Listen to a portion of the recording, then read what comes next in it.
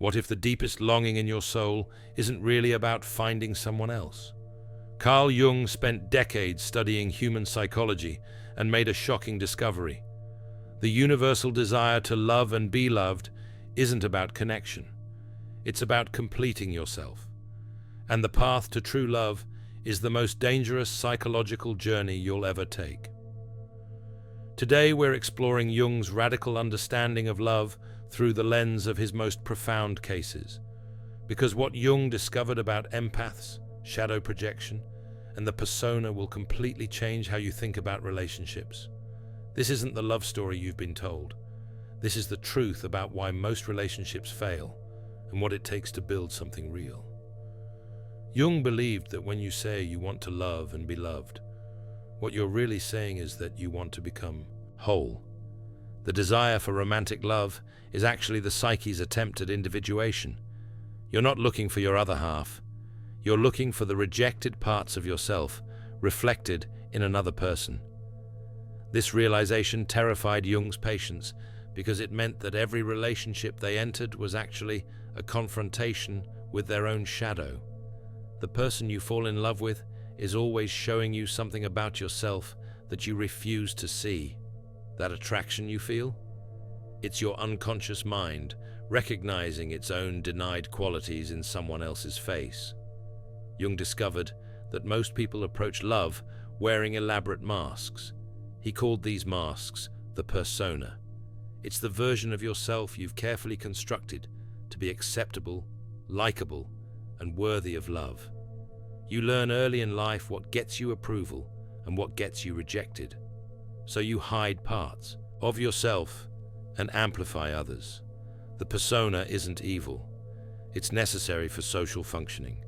But here's where the danger starts. When you enter relationships wearing only your persona, you're not actually offering yourself. You're offering a performance. And the person falling in love with you is falling in love with an actor, not a human being. Think about the last time you tried really hard to be perfect for someone. You monitored every word, controlled every reaction, hid every flaw. That exhausting vigilance, that was your persona working overtime. And deep down, you knew that if they saw the real you, they might leave. So you kept performing. Jung noticed that his patients would maintain these persona-based relationships for years. Everything looked perfect on the surface, but underneath, both people were slowly dying of loneliness. They were in love with masks, not people. And eventually, one of two things happens. Either the persona cracks and the shadow erupts, or both people remain strangers forever. The shadow eruption is what Jung found most fascinating. After years of playing perfect partner, perfect spouse, perfect person, suddenly the mask slips. All the anger, selfishness, neediness, and darkness that got hidden away comes flooding out. And the partner, who thought they knew you, suddenly feels betrayed by someone they never actually met. This is why Jung said, the persona problem is the most dangerous aspect of modern relationships. You're not building intimacy, you're building mutual performance agreements. And when the performance inevitably fails, people don't understand why their relationship collapsed. They were never in a real relationship to begin with. But the persona isn't the only saboteur of love. Jung discovered an even more destructive mechanism. He called it shadow projection, and it destroys more relationships than infidelity ever could. Shadow projection happens when you take the parts of yourself you refuse to accept and unconsciously attribute them to your partner. The selfishness you deny in yourself, you start seeing it everywhere in them. The cruelty you've hidden, suddenly they're the cruel one. The manipulation you won't acknowledge, now they're the manipulator. Here's what makes shadow projection so devastating. You genuinely believe your perceptions. Your brain creates a complete reality distortion field, where your denied traits appear to exist in the other person. You're not lying. You're not even exaggerating. You truly see in them what you refuse to see in yourself. Jung documented case after case where shadow projection destroyed what could have been beautiful relationships. One partner would become absolutely convinced that the other person had specific negative traits or intentions. No amount of evidence could shake this conviction. No explanation could penetrate the projection. And here's the truly insidious part. The projector would recruit others into their distorted reality. They'd share their concerns about their partner's character. They'd point out behaviors as proof. They'd build a case so compelling that friends and family would start seeing the projection too. Eventually, the projected upon partner would find themselves alone, gaslit, and blamed for qualities that existed primarily in the projector's unconscious. Jung identified specific warning signs of shadow projection in relationships. First, absolute certainty about your partner's motivations. When you know exactly why they did something, when you're completely sure of their hidden intentions, that's projection. You speak about their inner world as if you have direct access to their thoughts. You interpret their silence, their tone, their choices through the lens of your own denied qualities. This conviction feels like truth, but it's actually your shadow speaking. Second, immunity to contradictory evidence. They show you otherwise, but you still believe your interpretation. Your partner explains their actual motivations, but you dismiss them as lies or manipulation. They demonstrate through consistent action that your perception is wrong, but you interpret even contradictory evidence as confirmation. This is the projection creating its own reality, immune to facts that don't support the distorted narrative. In The Alchemist's Path, perception training for empaths, you'll turn overwhelm into wisdom with practical drills, Jung-inspired boundaries, and step-by-step perception training. This guide includes 3 exclusive chapter videos to deepen each lesson. Written by Surreal Mind, 236 pages, beautifully designed 8.5 by 11 downloadable ebook, in stock now. Start your training today. Feel deeply while thinking clearly. Get The Alchemist's Path at thesurrealmind.com. Third, emotional intensity disproportionate to the actual event. You feel rage, betrayal, or devastation over something others find minor. That emotional intensity reveals the projected content, not their actual behavior. If someone forgets to call you back and you experience it as abandonment, that's projection, times 1. If they make a small mistake and you feel fundamentally unsafe, that's your shadow emerging. The feeling is real, but it's about your inner world, not their actions. Fourth, consistent victim narratives where you're always the innocent party and they're always the perpetrator. Every conflict confirms your story. Every problem originates with them. This pattern reveals projection because truly conscious people can acknowledge their own contribution to relationship dynamics. When you can only see yourself as victim, you're refusing to see your own shadow. But Jung made an even more radical discovery. The people most vulnerable to shadow projection are the same people who have the greatest capacity for true love. He called them empaths. And their journey through relationship transformation is the key to understanding what real love actually requires. Jung's most compelling cases involved empaths who had been systematically destroyed by shadow projection. These highly sensitive individuals could read emotional states with startling accuracy. They saw through facades, sensed hidden pain, and felt the unconscious tensions others missed. This made them extraordinary partners. It also made them perfect targets for projection. Because empaths could sense what others felt, projectors would unconsciously select them as containers for their shadow. The empath's perception triggered the projector's defenses. If someone can sense your hidden shame, rage, or selfishness, your unconscious has 2 options. Integrate those qualities or attack the mirror. Most people choose attack. Jung observed that empaths would endure years of projection, gaslighting, and emotional abuse. They'd absorb their partner's denied emotions, blame themselves for problems they only observed, and slowly lose connection to their own inner truth. Their gift of perception became their curse because they could see their partner's pain and potential underneath the projection. But something fascinating happened to the empaths who finally reached their breaking point. Jung documented this transformation across dozens of cases. He called it shadow integration under extreme duress, and what emerged was something that terrified Jung himself. The transformed empath didn't become less sensitive. They became perfectly strategic. They integrated the shadow qualities they'd previously denied. The strength they'd hidden because it wasn't nice. The boundaries they'd suppressed because they weren't loving. The capacity for clear seeing without self-doubt.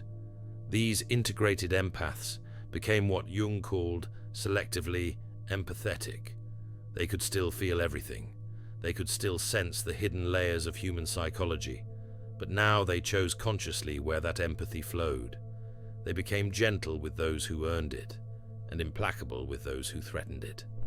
Jung noted that these transformed individuals developed an almost supernatural ability to detect manipulation. Their presence alone made toxic people uncomfortable, not because the empaths were aggressive or cruel, but because unconscious games couldn't operate around someone with that level of conscious awareness. This is the path Jung identified as essential for genuine love, not learning to feel less, learning to see clearly without becoming cynical, not suppressing your gift of perception, learning to protect it consciously, not abandoning empathy, learning to offer it selectively to those who can receive it without exploitation. But Jung realized that empaths alone couldn't create healthy relationships. Both people needed to undergo this shadow integration process. True love, he discovered, requires two complete individuals meeting each other, not two incomplete people seeking completion through merger. Jung called this conscious participation. It's the ability to hold space for another person's unconscious contents without losing yourself in them. Most people either merge completely, losing all boundaries, or wall themselves off completely, losing all intimacy. Conscious participation is the middle path where you remain distinctly yourself while genuinely connecting with another. Here's where Jung's understanding gets even deeper. He realized that highly perceptive people face a unique danger in relationships. Their ability to see clearly can create devastating isolation. When you can sense what others refuse to acknowledge about themselves, you become dangerous to their self-image. They might love you, but they also fear you, and that fear creates distance. Jung documented how perceptive individuals often got blamed for the very problems they observed. If you notice your partner's addiction before they acknowledge it, you become the problem. If you sense their affair before they confess it, you're the paranoid one. If you feel their resentment before they express it, you're the overly sensitive one. This scapegoating happens because most people protect their personas at all costs. When someone sees through your carefully constructed image, they threaten your entire psychological structure. So the unconscious mind attacks the messenger. The perceptive partner gets labeled as the problem specifically because their perception is accurate. Jung found that the only solution was for both people to commit to radical honesty and shadow integration. This meant acknowledging the parts of yourself you'd rather hide, owning your selfishness, your cruelty, your manipulation, your neediness, not as shameful secrets, but as human qualities that exist in everyone. This integration requires specific practices. You must catch yourself in projection moments. When you feel absolute certainty about your partner's hidden motivations, pause. Ask yourself what quality you're seeing in them that you deny in yourself. When you feel disproportionate emotional intensity, investigate. What childhood wound or denied trait is being activated? When you find yourself recruiting others to validate your perception of your partner, stop. That's projection-seeking collective confirmation. Jung emphasized that integration doesn't mean acting on your shadow qualities. It means acknowledging they exist within you. You don't become cruel just because you admit your capacity for cruelty. You don't manipulate others just because you recognize your manipulative potential. You simply stop projecting these qualities onto others while denying them in yourself. This conscious acknowledgement transforms relationships completely. When both people stop hiding their shadows, projection ends. You can't project onto someone who's already acknowledged their dark side. You can't gaslight someone who trusts their own perceptions. You can't manipulate someone who sees your games clearly without judgment. You build intimacy on truth rather than mutual delusion. This is what Jung meant when he said, "True love requires individuation first." You have to become a complete person, shadow integrated, before you can truly love another complete person. Otherwise, you're just two personas dancing around each other, or two unconscious people projecting their shadows back and forth, or one conscious person slowly dying while absorbing another's denied darkness. The path forward, according to Jung, starts with recognizing your own shadow. What qualities do you see in others that trigger intense emotional reactions? Those are likely projections. What traits do you deny in yourself while condemning in others? Those need integration. What aspects of your personality do you hide from partners because they're not lovable enough? Those are the parts most desperate for acceptance. Shadow work isn't comfortable. It means acknowledging that you're capable of the very things you judge in others. It means accepting your capacity for selfishness, cruelty, manipulation, and darkness. Not acting on these capacities, but acknowledging they exist within you as human potential. But here's what Jung discovered about integrated individuals. When you acknowledge your own darkness, you become capable of genuine compassion. Not the false compassion of the persona that gives to look good. Real compassion, born from recognizing shared human struggle. You can see someone else's shadow without judgment, because you've faced your own. This integration transforms how you love. You stop seeking someone to complete you and start seeking someone to share completeness with. You stop demanding that your partner heal your wounds and start taking responsibility for your own healing. You stop projecting your denied qualities and start seeing the actual person in front of you. Jung believed this was evolution in action. Most people remain unconscious in relationships, repeating the same patterns generation after generation. But individuals who commit to consciousness pioneer new possibilities. They become templates for what mature love actually looks like. The integrated person loves differently. They don't need constant reassurance because they've accepted themselves completely. They don't create drama because they've integrated their shadow consciously. They don't manipulate because they've acknowledged their own capacity for manipulation and chosen differently. They become what Jung called psychological warriors. People who can be incredibly gentle and fiercely boundaried at the same time. People who see clearly without becoming cynical. People who love deeply without losing themselves. This is the ultimate paradox Jung discovered about love. The desire to love and be loved is universal and appropriate, but its fulfillment requires you to stop seeking it from others and start finding it within yourself, not in a narcissistic way, in a complete way. When you fully accept yourself, shadow integrated and persona transparent, you become capable of genuine love. Because real love isn't about finding someone who accepts your persona while ignoring your shadow. Real love is about finding someone who can see your whole self, darkness included, and choose to stay. Not because they're unconscious or codependent, because they've done their own shadow work and recognize that wholeness includes light and dark. Jung's final insight about love revolutionized psychology. He said that the most fundamental human desire isn't to love and be loved by others.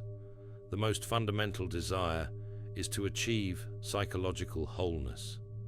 When you become complete within yourself, love flows naturally, not as desperate need, but as generous overflow. The person who has integrated their shadow doesn't cling to relationships out of fear of being alone. They don't tolerate abuse because they need external validation. They don't project because they've acknowledged their own darkness. They become free to love consciously, choosing partners who can meet them in that integrated space. This is why Jung said the path to love is the most dangerous psychological journey. It requires confronting everything you've denied about yourself. It means dismantling your carefully constructed persona. It demands that you see your own capacity for the very behaviors you condemn in others. It forces you to acknowledge that the problems in your relationships aren't just about your partner. They're about you too. But the reward for this dangerous journey is extraordinary. You become immune to manipulation because you see it clearly. You become free from projection because you've integrated your shadow. You become capable of genuine intimacy because you're no longer hiding behind your persona. You become able to love fully because you've learned to love yourself completely, darkness included. This is the transformation Jung witnessed in his most successful cases. Not people who became perfect, people who became whole. Not individuals who suppressed their shadow, individuals who integrated it consciously. Not partners who pretended to be compatible, partners who built real intimacy through radical honesty. The fundamental human desire to love and be loved isn't about finding your soulmate. It's about becoming your whole self. It's about having the courage to see your shadow and integrate it consciously. It's about dropping the persona and showing up authentically. It's about doing the psychological work that makes genuine love possible. Jung believed that consciousness pioneers, people willing to undergo this transformation, serve a vital evolutionary function. They become living examples of what mature love looks like. They show that relationships can be based on wholeness rather than neediness, on consciousness rather than projection, on authentic connection rather than persona performance. Your sensitivity isn't a weakness. Your capacity for perception isn't a curse. Your desire for deep connection isn't naive. These are all signs that you're capable of the consciousness required for genuine love. But that capacity will only be realized if you have the courage to do the shadow work. The path Jung mapped requires you to trust your intuition even when others gaslight you. It demands that you set boundaries even when others call you unloving. It asks you to see clearly even when others want you to stay blind. It requires you to become consciously whole before seeking completion through another. This is the truth about love that Jung discovered through decades of clinical work. The most fundamental human desire is for wholeness, and love is the catalyst that forces you to confront everything standing between you and that wholeness. Every relationship is a mirror showing you your denied shadow. Every conflict is an invitation to integration. Every projection is a signpost pointing toward your own unconscious. When you finally accept this truth and commit to the work, something extraordinary happens. You stop seeking love as salvation and start offering love as gift. You stop needing relationships to validate you and start choosing relationships that enhance you. You stop hiding your darkness and start integrating it consciously. And in that integration, you become capable of the love you've always wanted. Not the fairy tale version where someone completes you. The real version where two complete people choose each other consciously, see each other clearly, and build something authentic together. This is Carl Jung's most fundamental insight about the most fundamental human desire. To love and be loved is to become whole first. And becoming whole is the most dangerous, most necessary, and most transformative journey you'll ever take. Jung witnessed this transformation in patient after patient. They'd arrive broken, confused, lost in projection and persona. They'd leave integrated, conscious, capable of genuine love. Not because they found the perfect partner, because they became whole individuals who could then build real relationships. The journey terrified them. Confronting your shadow means seeing yourself clearly, darkness included. Dropping your persona means risking rejection. Stopping projection means taking responsibility for your emotional experience. These acts of courage most people never attempt. But those who walk this path discover something truly sacred. Love isn't something you seek outside yourself. It's something you cultivate within yourself and offer freely to others. The fundamental desire to love and be loved becomes fulfilled through becoming the integrated person. From that integrated place, real love becomes possible. In the alchemist's path, perception training for empaths, you'll turn overwhelm into wisdom with practical drills, Jung-inspired boundaries, and step-by-step perception training. This guide includes 3 exclusive chapter videos to deepen each lesson. Written by Surreal Mind, 236 pages, beautifully designed 8.5 by 11 downloadable ebook, in stock now. Start your training today. Feel deeply while thinking clearly. Get The Alchemist's Path at thesurrealmind.com. Thanks for watching. See you in the next dimension.